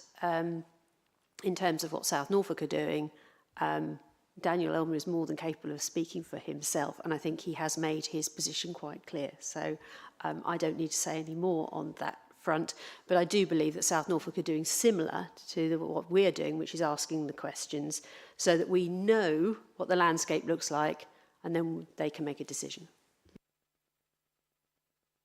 Thank you. Any more, Councillor Price? I've got 2 other questions. Okay, all right. So it's the democratic deficit, okay, and the broken second tier. So county, district, I've sat on both, okay, and a lot of us have. And, there's a marriage there between those 2 councils. They perform 2 different functions. They can work well together. Sometimes they don't work well together. But for a resident, you get that local representation, particularly in Norwich. We don't have parishes in Norwich, so that is a crucial thing. So I'm kind of scratching my head with this unitary thing, because we're putting all of the services together which the county kind of deliver. But then where's the representation for my people in Norwich? At that much more local decision-making level? It's like we're going to have to, and even the parishes will need bumping up a bit. So the reality is, you're just going to have to manifest a better second tier. And well, what's a really good second tier? You've got the districts. They kind of already exist. So This is the bit I'm really confused about with the whole process. So, you know, we want to devolve power locally in the Greens. That's what we do. You know, maybe other parties do. I'm not being party political. That's what we want to do. We want to see, you know, decisions made by people as best as possible, as close to the decision making as possible. And so the reality is, I do feel there is a democratic deficit under this model, and I want some assurance around how are we kind of modelling a kind of beefed up second tier, particularly around Norwich, which really does engage with the people. Thank you. You're right, and one of the government's criteria was around neighbourhood empowerment, community engagement. Each of the proposals had slightly different elements for how to do that. You're right that Norwich is unparished, the town area in Great Yarmouth is unparished, the town area in Kings Lynn is unparished. They have been unparished for a long time. There are already councils who have parished and unparished areas within their boundaries. What we'll need to do as we move forward is look at the 3 business cases that were submitted for Norfolk and collectively try and identify the best bits to take forward from all of those when it comes to things like neighbourhood engagement. So what government had previously said is they'd like the model of neighbourhood area committees. We put you know, that may or may not be the right model. That's what we proposed in the single county unitary, for example. The 2 and the 3 proposals had something slightly different in them. So between all those, there's probably a great answer. The government continued to say that they're probably going to include the requirement for neighbourhood area committees in the devolution bill. So they may come across us anyway. In the meantime, the 3 things that those unparished areas have that the parished areas don't is what we used to call town deal boards. So they have those boards that cover the whole unparished area that include council reps and community reps and voluntary sector and business reps and money to spend. So actually, in a way, the unparished areas are ahead of the parished areas in terms of devolution of power, devolution of a bit of funding, devolution of local decision making. So there's lots happening to learn from. What we need to do is make sure as we move forward, we look at the 3 business cases, take the best model and propose something that we'll think will work to the shadow authority. So it's not forgotten. Well, Chair, can we kind of make a note that the next committee really do consider how the council develop that local engagement process and how it puts it forward in terms of its recommendations. What I would say is that, you know, Norwich is a huge area. You know, I'm just going to guess, but it's probably as many people in Greater Norwich as there is in the rest of Norfolk. And so if you kind of, well, you tell me, right? But there's a lot of people. There's no hyper-local decision-making in that town board. Right, you know, my people of Thorpe Hamlet or the people of Wentham, you know, you can't do hyper local decision making, which you can actually do, you know, as a kind of a ward councillor at a district level. You can really do that. So so even that kind of model that you're just kind of describing is a democratic deficit. It's a step backwards. It's not a step forward, in my opinion. Okay, so that's what I just want to say on that. I just want to talk. Final bit for me is about consultancy, but also obviously do come back on that bit. But we've awarded a significant contract to Inner Circle Consulting Limited to manage this transition. Given that our internal staff are already worried about their futures and excited, I will acknowledge it absolutely. Can the lead officer justify spending limited funds on external consultants rather than investing in our own workforce to lead this change? Furthermore, what is the ceiling for the consultancy spend before it starts eating into frontline service budgets for the current council? So I'm not advocating for a position of not using consultants. I think where we lack expertise as councils, it's important to either gain those expertise or to seek professionals. But I am worried about the spend implications of it and the value for money from it, and what sort of value for money we're doing around those things, and what we are setting out with them as expectations. And achieving those achievements from the work we do with them. Thank you.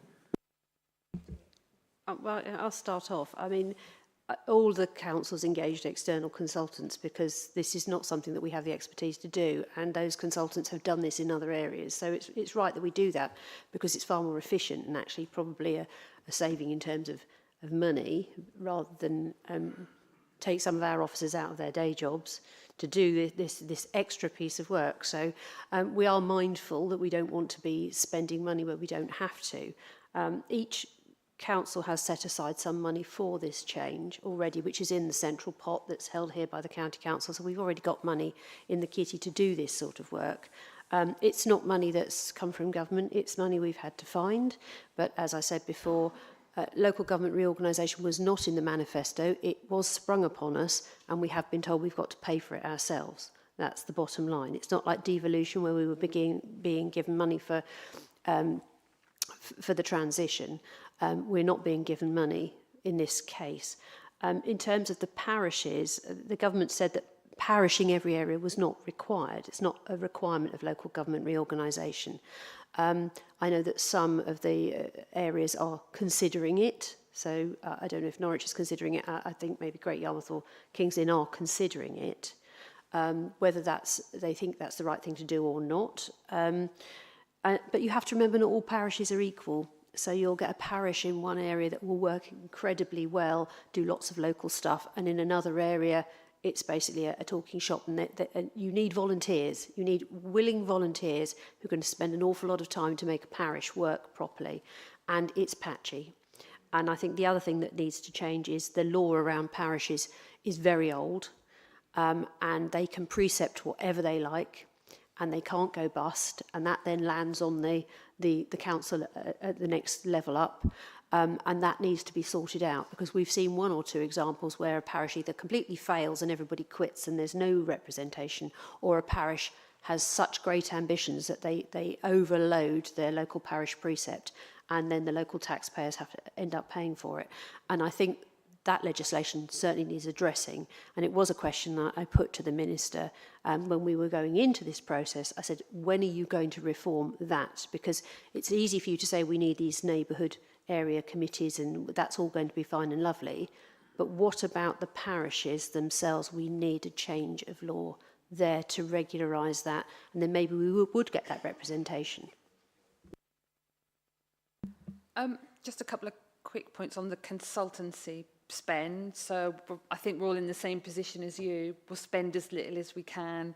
We'll try and get in the resource we don't and already has, as the leader said too. So some reassurance. The decision report, I think, is linked in your papers, so you can go in and see the decision report. The spend is up to 5 million, up to. Not we'll spend 5 million, but we can call on that resource as needed. We've been very clear with the market through the procurement exercise and with the successful bidder. We see this programme as being resourced by the councils affected, by at least 80% of that resource coming internally from people that we have, and with the consultancies providing that specialist capacity and resource that we need, which may well flex up and down as the programme goes. So what you won't see is, 200 consultants suddenly turn up and run the programme. Absolutely, the programme is going to be run by the councils themselves, our own staff. There are opportunities, there are some due to come out very soon, for our own staff to apply for roles specifically on the programme. But there are some pieces of expertise that we do need. And so at a senior level, Tom McCabe has been through a unitary change before. I think that's it across all 8 councils. So we absolutely need some more expertise of people who've been through that. Thank you. So just to pick back on that last point is that, I think you can design your model in a way that it shows that you're getting value for money from that. I think it would be good if that is evidenced back here, that we actually see that actually gets brought back, so that we see that it's good, because, it's right to do that from a legal perspective, from finding other ways of doing things more efficiently and in terms of prepping and saving time. But let's see the evidence of the value of that consultancy work back here, please. Thank you. I've got Councillor Dygan. I was going to, actually, I think the leader said most of what I was going to say on Councillor Price's thing on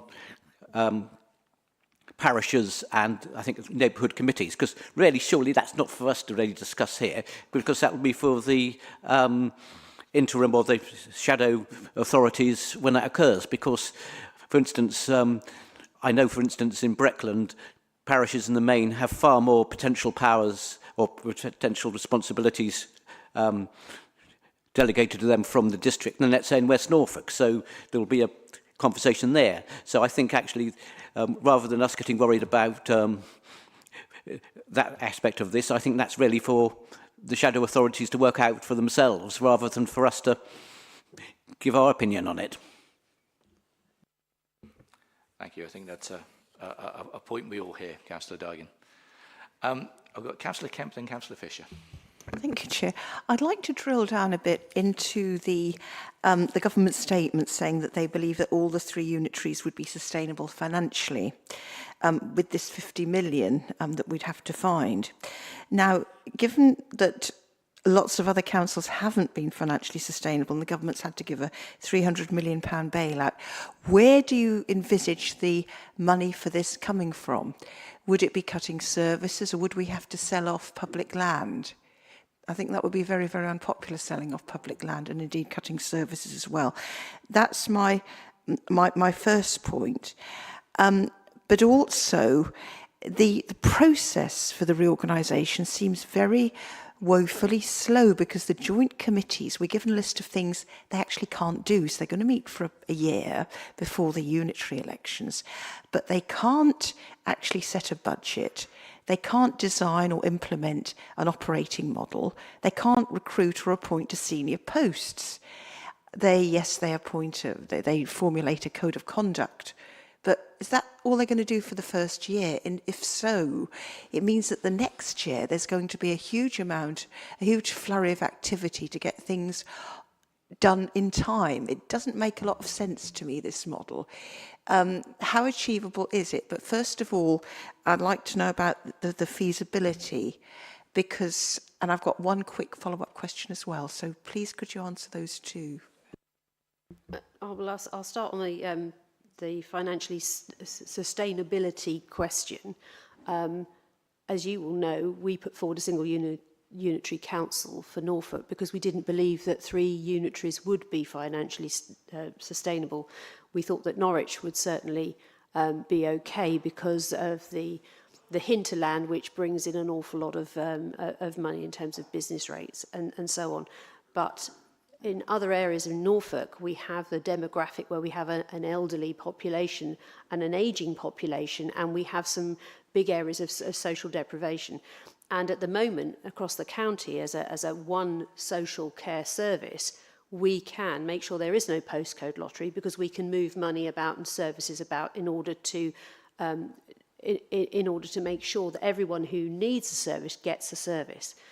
Once you start putting boundaries in, that becomes far more difficult, because I think the East and West are certainly going to be less well off than Norwich. There's no doubt about that. Whether they're financially sustainable or not, it will be seen. We didn't believe that they were, and that was part of our business case. In terms of what will happen with the unitaries once they're set up, well, the idea is they're safe and legal on day one. They won't be able to do absolutely everything on day one. There will be a transition. So a lot of other areas who have reorganised, it can take 5 to 10 years to get everything in place. For a start, there'll be contracts that will bleed over into the new unitaries that will have to be adopted by them, and they won't be able to make those big changes, for example, in waste contracts, until those contracts expire. So there's going to be a lot of things that will be a transition, but safe and legal on day one is what we're aiming for. Thank you. And a very quick follow-up question. The £50 million costing for this, how much would go to consultants? The 50 million was the County Council's calculation of what we thought the one-off transition costs of a 3 unitary council would be. I think, as I said earlier, what we now need to do is work together as a collaborative body and figure out what we think the actual cost will be, because, as I said, it will depend on a number of decisions that are taken, the models that we want, where we want to join up, not join up, the interim arrangements councils may or may not want to have. So the 50 million is an indicative figure. It could be a lot less, it could be a lot more. I doubt it'll be a lot more, but, you know, it's an indicative one. Spend on consultants, I think, as I said a minute ago, the transition support consultants we've put in place, the procurement was for up to £5 million. That's up to, so we can draw on them as needed.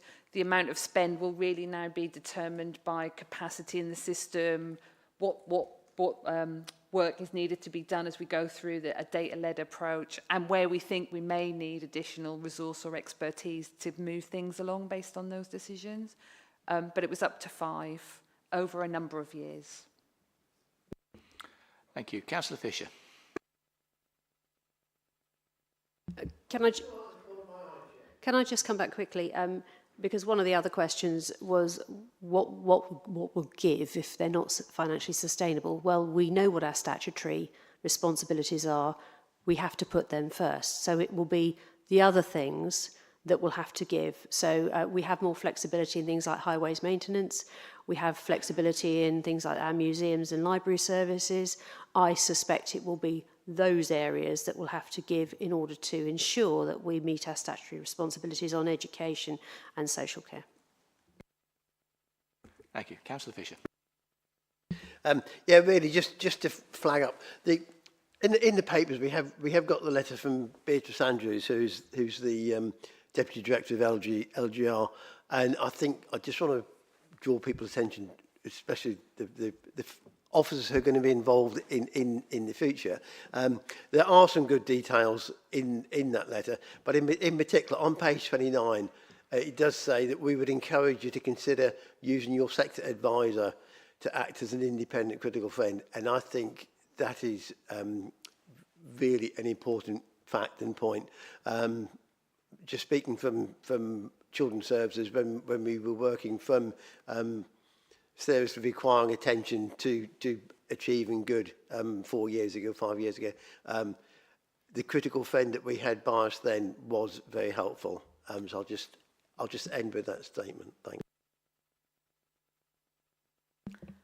And again, just to reassure, we are making very good use of our critical advisor. He has been to Norfolk more than once for us already, and my understanding is that hasn't happened in other areas. He's been to a meeting of the joint chief executives and sat in for the whole meeting and provided advice. And actually, he's been a speaker at an all-day session we held for all the senior leaders across all 8 councils. So we had one session for everybody to meet everybody, and our sector advisor was there for the whole day and actually was one of the speakers on the day. So I agree, and we're making very good use of him, probably too good a use, he'll tell us soon. Thank you, councillors. I've had no other councillors indicate. Any other questions, any other recommendations any councillors wish to make? In which case I will turn to Mr Hopper, who has got a summary of the recommendations which we have made from this committee. Thank you, Chair, and I've tried my best with this one. So the first one I had was from the Chair to the Monitoring Officer that changes to the Constitution will be made ready by the Monitoring Officer, subject to Government sharing the necessary information within the Structural Changes Order. That was seconded by Councillor Long. The second recommendation we had was also from yourself, the Chair, to the Council to stand up the joint committees as soon as feasibly possible. This was seconded by Councillor Morphew. The third one I had was from the Chair to the current Executive to express support for the Leader in asking for transparency on warding arrangements. That was seconded by Councillor Fisher. The fourth one I had was from the Chair to the new Executive that all options are considered to ensure the continuity of services, including consideration of shared arrangements where possible. That was also seconded by Councillor Fisher. The fifth one I had was from the Chair to the next Council that appointments to joint committee consider experience of all members, not drawn exclusively from the Executive and the geography of Norfolk. That was seconded by Councillor Borrett. The final one I had was an action, but I'm mentioning it anyway, that the Monitoring Officer provides clarity on where the decision to launch legal action would lie. And that's for her to come back to the committee with a note. These were all passed unanimously with the exception of recommendation 5, which Councillor Price opposed. And these are going to be put together into a report for yourself as Chair to review. Thank you very much. What we've been asked to do today, Select Committee, is to consider the recent correspondence and publication from government as appended to this report and add any recommendations that we see fit. Are we content we've done that? We've more than done that. Thank you very... Oh, sorry, Councillor Price. Yeah, Chair, absolutely agree with all of the summarisation of the actual action points. But there were other points about, having the financial information about consultancy coming back. So there were other and also hyperlocal representation and things of that and legal challenge and stuff. So yeah, thanks. Thank you, Councillor Price. Yeah, that's spot on. That was on my list, actually, and those are items that I think we'll come to at the work programme, if that's all right, and we'll make sure that comes back to July's meeting. Yeah, thanks. Thank you. Are we content with done that item, committee? Thank you. In which case, let's move on to the next item, which is the forward work programme. Over to you, Tristan. Thank you, Chair. So this is really just to ask committee to look at section 2.4 of the report, which is at page 42 of your packs. It's basically to ask whether the committee is happy with the status quo approach of we've got in a session in July for this standing item to sort of come back.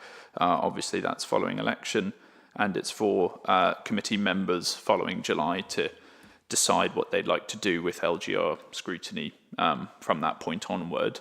There was also, as Councillor Price mentioned, the opportunity for members to scope out a bit more what they'd like to see from that July item. I know that would certainly help in putting together reports. So I think what was discussed that I caught was clarity on warning arrangements to come back, more detailed information on the continuity of services, such as shared arrangements if possible, and I think that local neighbourhood representation was also a point that was raised, but I just wanted to put that over to members to see if there are any further points for consideration in the work programme. The value for money with the consultancy as well. Thank you. Thank you. Councillor Morphew. Thank you, Chair. I'm not quite sure where this fits in, and if anybody thinks there are political barbs intended in this, there's not, honestly. I'm conscious of the fact that next year is likely to be interesting for those who are on the council, because there will be a whole new raft of councillors, and almost from day one they're going to be in election mode for the shadow unitary councils. I think it would be really, really helpful, pity the monitoring officer isn't here, but I've had a preliminary discussion with her, if guidance was issued very early and discussed in committees, probably this one because of the responsibilities for the Constitution, about the use of council resources by county councillors and what the extent is they can use them, and when it slips over into being used for party political purposes. I think actually some guidance around the rules of attribution of things like videos as well as printed material when they're speaking as county councillors through the next year. And also I think some help and further guidance around behaviour of candidates and councillors, because I'm not going to mention it here, but it has been reported. I've got some really nasty incidents of things which have been reported through the electoral machinery and to the police about things that have happened. And I think it would just be a really good idea if early on we tried to make sure that guidance was issued and that there was, the new councillors took ownership of their responsibility to make sure that those sorts of rules of behaviour around how councillors use resources, behave in public and all of those sorts of things are set out and made clear. And I think as part of the work programme, whether or not it gets passed on to somewhere else, I don't mind, but I think it really needs to be raised early and ownership taken to try and make sure that we give fair weather to those people who do get elected and candidates who stand in the election.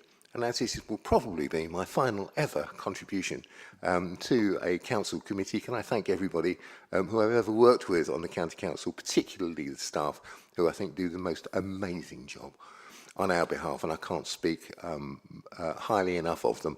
And for everybody who has tolerated and indulged me over these years, including you, Chair, thank you very much. Thank you, Councillor Morphew. So I know that issues such as the Code of Conduct and appropriate use of resources is something the monitoring officer closely looks at and will be looked at as part of any induction programme for new members. So that point's duly noted. Thanks. Also, I'd add on that from memory, of course, induction programme for new members, there's an expectation that existing and returning members also participate in those sorts of activities. So we do not just for new members. So, Leader, you wanted to come in. Yeah, I just wanted to say that the Constitution, we always find there are gaps in the Constitution and things that are not completely covered or not made absolutely clear. And when these points arise, I've had a conversation with the monitoring officer as well about councillor conduct and use of council resources and making things much clearer, because they're not that clear. But the induction is something that we need to get right. We always modify it every time because we find there are gaps in what we did previously.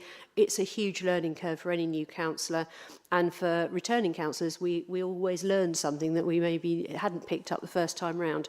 The Constitution is a massive document, and I know, Councillor Morphew, that you, with your encyclopedic knowledge of it, are on committee as well for looking after the scrutiny of this council, which is an incredibly important job. And I know not everybody finds it fascinating and exciting, but it's an absolutely worthwhile job to do. So thank you very much. Thank you, Leader. Councillor Borwitt, and then Councillor Price. Thank you very much. Just wanted to pick up the councillor induction,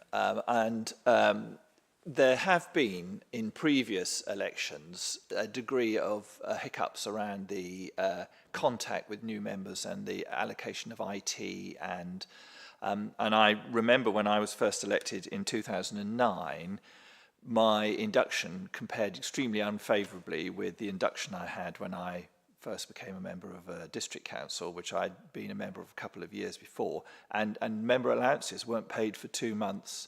And I know that's a small thing, but I think that it sets a lot of the tone about the attitude of the organisation to the incoming members. So I just hope that the induction is going to be absolutely, that the council puts enough resources into making sure, which I think will be a record number of new members into the chamber, so that the council can function properly from the beginning. I think it's absolutely crucial, given everything else that's going on, that that the absolute focus is getting all the new members up and running.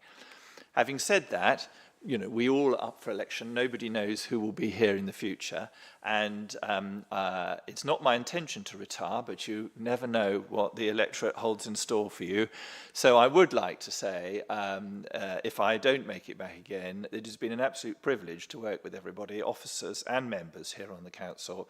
And there has been a bit of badinage, I think, over the years, and it's all been taken in the spirit to which it was mentioned. And I do hope that it can be seen to be that we have delivered some really good outcomes for the people of Norfolk, and that the vast majority of members who come here do so with the aim of making where they live a better place.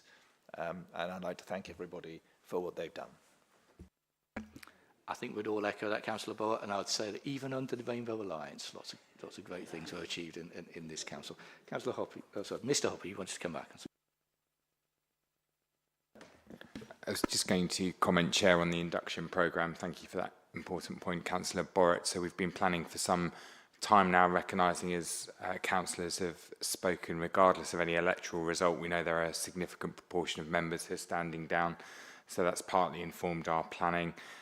We have a process that reaches out to successful councillors on the kind of day of the count, and that's our means of building that initial relationship. We have a programme board from across the organisation coordinating the induction of new members to help them be effective councillors, understand their role, the role of officers, but also specific programmes for both forming and supporting any new administration as well.